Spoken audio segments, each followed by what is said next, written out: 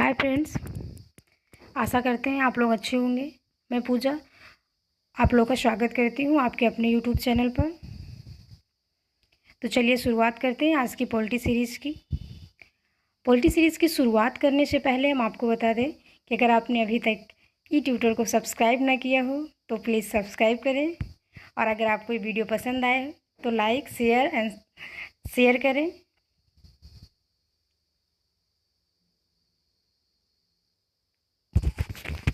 चलिए शुरुआत करते हैं आज की पॉलिटी सीरीज़ की।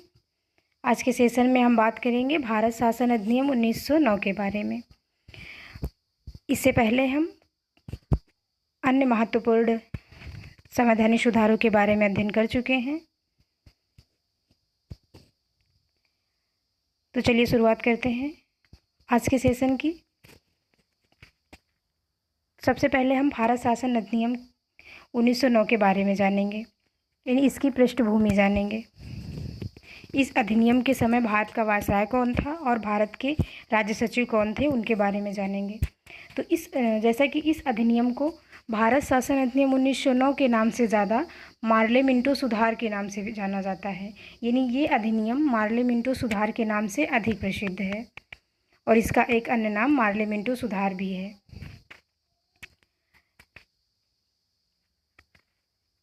मार्ले मिंटो सुधार यानी मार्ले और मिंटो दो नामों से बना है।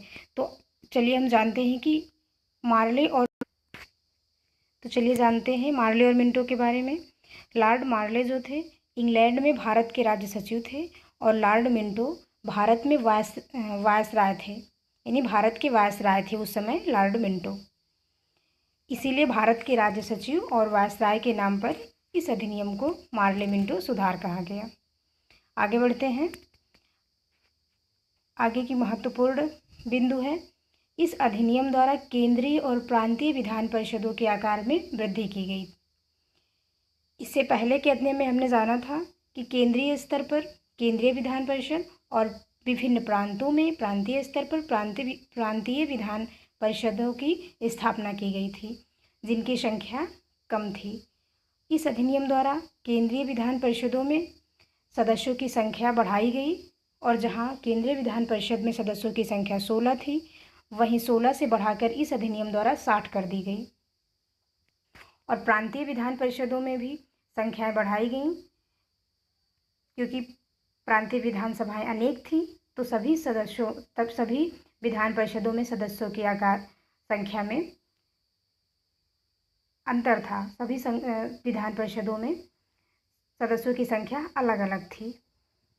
इस अधिनियम की अन्य महत्वपूर्ण बात थी कि दोनों स्तरों पर विधान परिषद के चर्चा कार्यों के अधिकार क्षेत्र को बढ़ाया गया, क्योंकि पहले विधान परिषद के सदस्यों को अनुपूरक प्रश्न पूछने और बजट पर संकल्प रखने का अधिकार नहीं प्रदान किया गया था, जो इस अधिनियम द्वारा प्रदान कर दिया गया। यानी जो विधान परिषद के सदस्य थे उन्हें अनुपूरक प्रश्न पूछने और बजट पर संकल्प रखने का अधिकार भी प्रदान कर दिया गया। चलिए आगे बढ़ते हैं।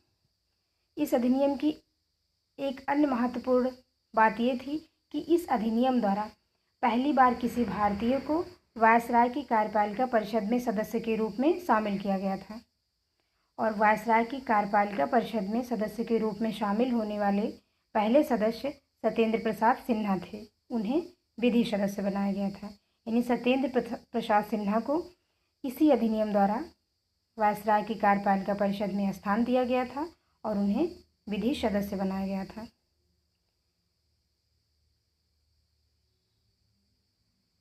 इस अधिनियम की एक अन्य महत्वपूर्ण थी सांप्रदायिक प्रतिनिधित्व, जिसके लिए ये अधिनियम जाना जाता है। यानी ये अधिनियम मुख्यतः सांप्रदायिक प्रतिनिधित्व का प्रावधान करने के लिए ही जाना जाता है। इस अधिनियम द्वारा मुस्लिमों के लिए पृथक निर्वाचन के आधार पर सांप्रदायिक प्रतिनिधित्व का प्रावधान किया गया था। यानी ये प्रावधान ये था कि मुस्लिम सदस्यों का चुनाव केवल मुस्लिम मतदाता ही कर सकते थे। यानी एक प्रकार से हिंदू मुस्लिम एकता को तोड़ने का प्रयास किया गया था, और बांटो और राज करो की नीति पर ब्रिटिश गवर्नमेंट आगे बढ़ रही थी। इसी अधिनियम द्वारा सांप्रदायिकता को वैधानिकता दे दी गई। सांप्रदायिकता को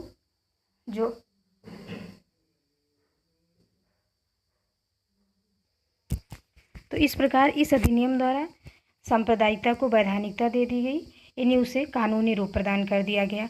और सांप्रदायिकता, जिसे वर्तमान में विकास में एक बाधा के रूप में जाना जाता है, उसे इस अधिनियम द्वारा कानूनी रूप दिया गया था, यानी मुस्लिम सदस्यों का चुनाव केवल मुस्लिम मतदाता ही कर सकते थे और इसे गैर कानूनी नहीं माना गया था, यानी इसे एक अधिकार के रूप में मान्यता दी गई थी। इस अधिनियम का अन्य महत्वपूर्ण तथ्य है कि इस अधिनियम, जैसा कि हमने पहले जाना कि इस अधिनियम द्वारा सांप्रदायिक निर्वाचन की शुरुआत की गई थी और उस समय भारत के वायसराय थे लॉर्ड मिंटो, इसलिए लॉर्ड मिंटो को सांप्रदायिक निर्वाचन के जनक के रूप में जाना जाता है, यानी लॉर्ड मिंटो को सांप्रदायिक निर्वाचन की शुरुआत करने वाले वायसराय के रूप में जाना जाता है। तो आज के सेशन में गाइस बस इतना ही।